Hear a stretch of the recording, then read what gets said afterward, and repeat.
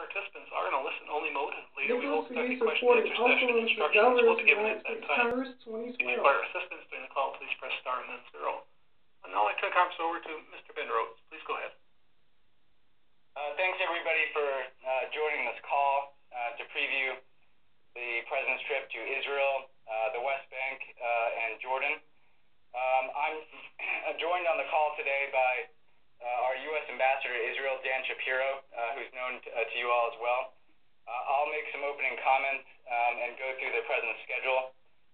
Then Dan may add a few comments, and then we'll take your questions.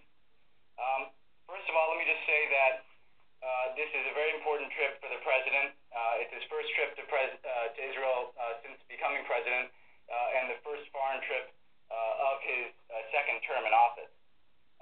We felt like this was an important opportunity for the President to go to the region. In Israel, we felt that with a new Israeli government coming into place and a new U.S. term here, this is an important opportunity for the President to consult with the Israeli government on the broad range of issues where we cooperate.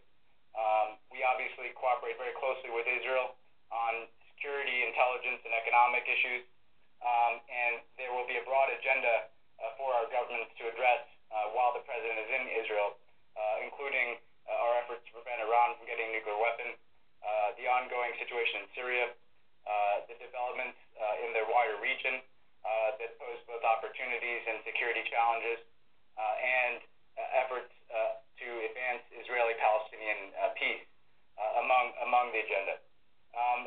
More important than that, in some respects, this is an opportunity for the President to speak directly to the Israeli people.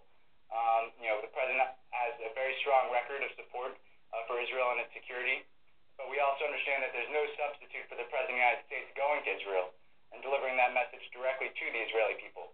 And so he's particularly looking forward to the opportunity to spend some time with the people of Israel and to tell them directly about what guides his approach to this relationship.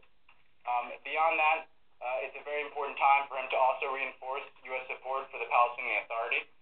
I'll get to that in the schedule, but of course, the United States has made a significant investment in the Palestinian Authority as the legitimate leadership of the Palestinian people, and we're very supportive of efforts, for instance, on the West Bank to develop Palestinian institutions and broaden opportunity for the Palestinian people, even as we continue to work for advancements in the peace process. And then, of course, King Abdullah is a very close ally and partner of the United States in Jordan. We cooperate with Jordan on a broad range of security issues. That includes, of course, the peace process.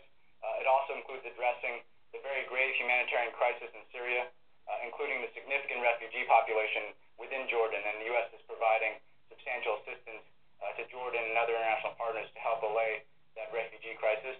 We're also very supportive of the political reform efforts within Jordan. Recently, of course, there were parliamentary elections.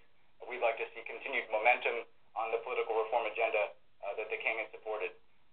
So we'll have an opportunity to address those issues. Let me just go through the schedule now.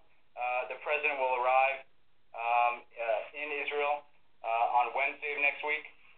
He'll begin his program with an arrival ceremony at the airport with both President Perez and Netanyahu. Following that arrival ceremony, where each of the leaders will speak, the President will view an Iron Dome battery.